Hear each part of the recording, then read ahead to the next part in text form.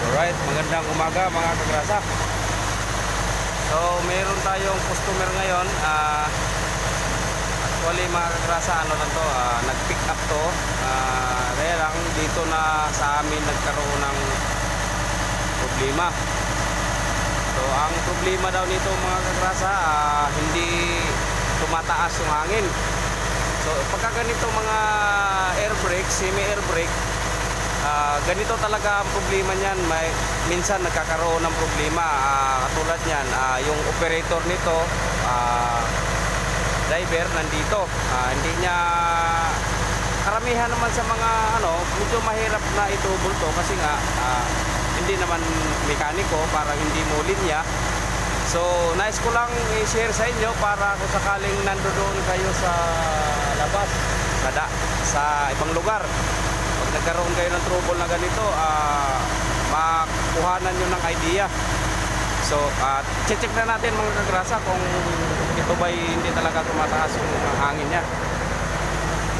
So ayun, tingnan natin. Shout out sa ating operator. So ayun, ito yung gauge ng hangin. So kahit anong gawing revolution hanggang size lang, ayaw nang tumaas. So ganito ang gawin nyo, ganito ang gawin natin.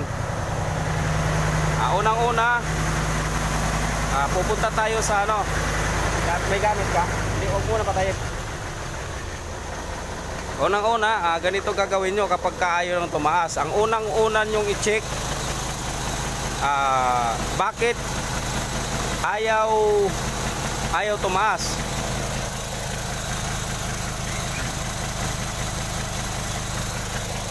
So ganito yan mga kagrasa.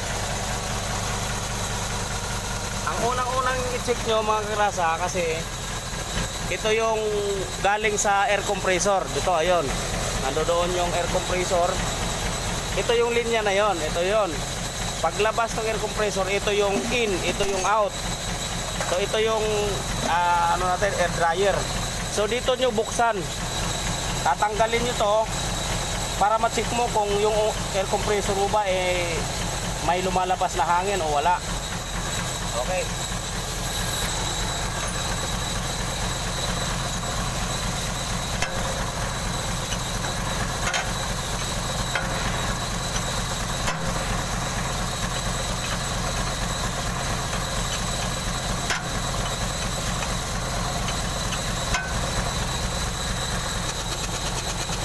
So ayun mga kagrasa, nabuksan ko na yung yung out ng ating galing ng compressor. So pag chinik natin, so ayan, malakas yung hangin. Ibig sabihin, hindi yung compressor ang may problema dito. So para matrace natin kung alin yung may problema, ibabalik natin to, bubuksan natin to. So ayun mga kagrasa, nabuksan na natin to rito kanina. Ngayon dito naman. Ngayon ang pag-check nito, kailangan tatakpan mo sa daliri mo dito para ma-check mo kung yung labas dito parehas pa rito.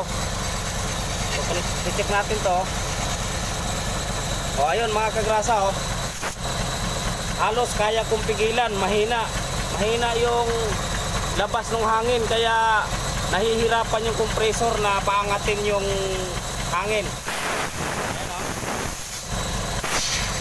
Mahina. So ibig sabihin mga kagrasa, dito nagkakaroon ng problema yan. Siguro sa loob nito, palitin na yung mga repair kit. So ganito ang gagawin yung remedyo mga kagrasa kung sakaling ando doon kayo sa ibang lugar. So ibabahagi ko sa inyo para meron kayong idea. So ayun mga kagrasa, bago ko makalimutan, shoutout pala kay MG Makoy ng Biyahirong Malupit dyan sa may Saoyo Road. MG Makoy Transport sa may Saoyo Road, shoutout. Salamat sa suporta kagrasa. Alright. So ayun mga kagrasa, kapag ganito ang mangyari sa daan, kailangan meron kayo nitong pang kundim sa dito sa may air dryer. So kailangan nyo lang ng fittings na ganito para yan dito mga kagrasa, dito. Ayan, pagkukonektahin mo lang yan para gumagana pa rin yung natin, air governor. Tapos ito naman mga kagrasa, ito naman para dito yan, pagkukonektahin lang natin yan. Hindi mo naman pwedeng baluktutin yung tubo, kaya kailangan mo ng flexible hose. Okay.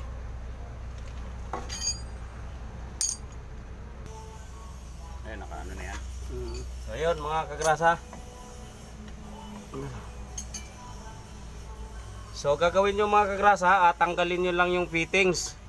So yung fittings na nakakabit dito, nililipat lang natin dito sa may flexible hose. So ganitohin natin ito pagkabit. Yan. Tapos dito yung isa.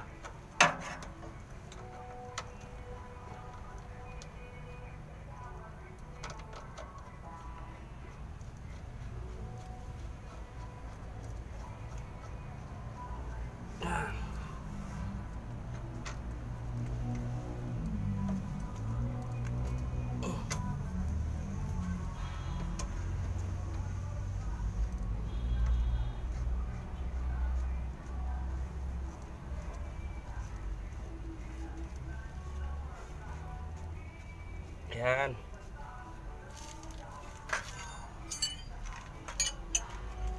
So habang kinakabit ko to mga kagrasa, shout out pala kay Darwin Lagman sa may Kamiling Tarlac. So mag-comment na lang kayo mga kagrasa kung taga saan kayo para ma-shout out ko kayo mga kagrasa. So ganito lang. Kailangan meron lang kayong flexible hose. Okay. Ano natin?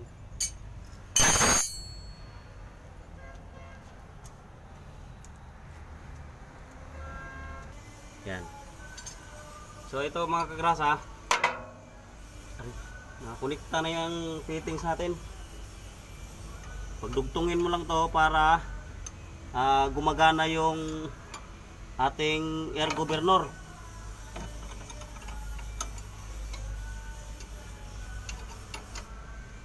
So ayan. So ganito magiging itsura niyan mga kagrasa. So ginamitan ko lang siya ng flexible hose, yung mga fittings, tapos yung fittings dito mga kagrasa, ayan, dinugtong ko lang yan para magkaroon ng gumagana yung ating air governor. So ngayon titesting na natin doon sa may taas. So ayun mga kagrasa, check na natin kung tataas na yung hangin natin dito sa may gauge.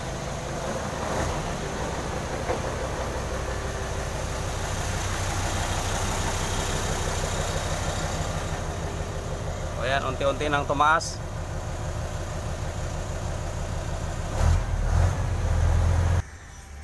So, ayun mga kagrasa, kaya pala mabagal yung angat ng hangin sa taas. Bukod dito sa may air dryer na may problema yung repair kit, ito pang isang problema. So, kung mapapansin nyo dito, pag kinakapa ko, mayroong hangin na lumulusot. So, dito dapat walang hangin. Magkakaroon lang siya ng hangin kapag hindi na kinaya ng air governor natin, kasi ang linya dito sa ilalim, nito, ayan yung supply, tapos ito yung deliver papunta dito. Yan mga kagrasa, ito yung connection yan.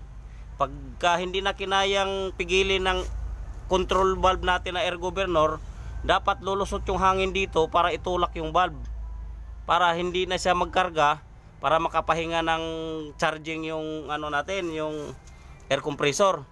So kaya naman pala, kasi nagkakaroon ng pundo yung hangin, nakatulak yung balbula doon, mahina talagang kumarga yan. So dahil sa nabaklas na rin natin, bukod doon sa air governor palitin check ko na lang din yung balbula dito para makita nyo kung paano i-testing yung valve dito sa may air compressor. Alright.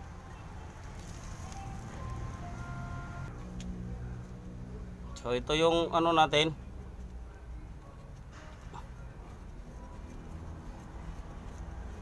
air compressor, mainit. Ibasahan ka dyan. So ayun mga kagrasa, ito na yung tinanggal natin na ano, may sumingaw. Ito yung may problema na bago pa sana to. So ito yung ipapalit natin. Replacement lang din to, hindi naman to orig. Ayan, kakabit muna natin dito. So ayun mga kagrasa, kaya pala hindi tumaas kanina yung hangin dahil may problema yung air governor natin. So kung mapapansin nyo kanina hanggang 6 lang. So ngayon umaabot na siya ng almost 8. So titingnan natin doon sa may air governor kung may hangin pa ba na lumulusot doon sa may papuntang compressor head.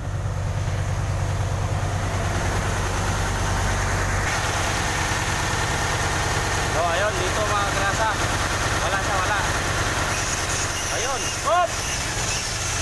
So lumabas na yung ano, lumabas na yung hangin dito, ibig sabihin puno na.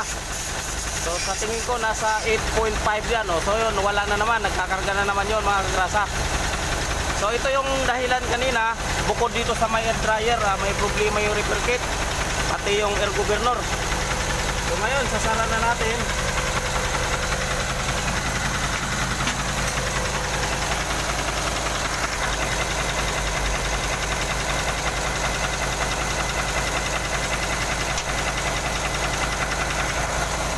Yan, wala na, hindi na nagkakarga yan.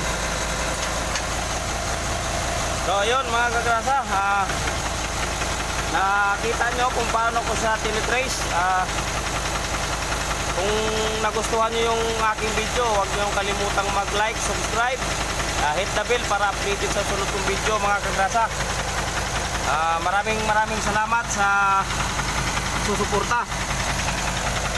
Okay, comment na lang kayo mga kagrasa kung meron kayong gustong itanong.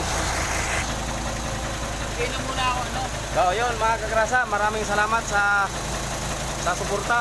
At huwag niyong kalimutang mag-subscribe, like, comment na rin kayo mga kagrasa, hit the bell para sa susunod kong video updated. Alright, thank you.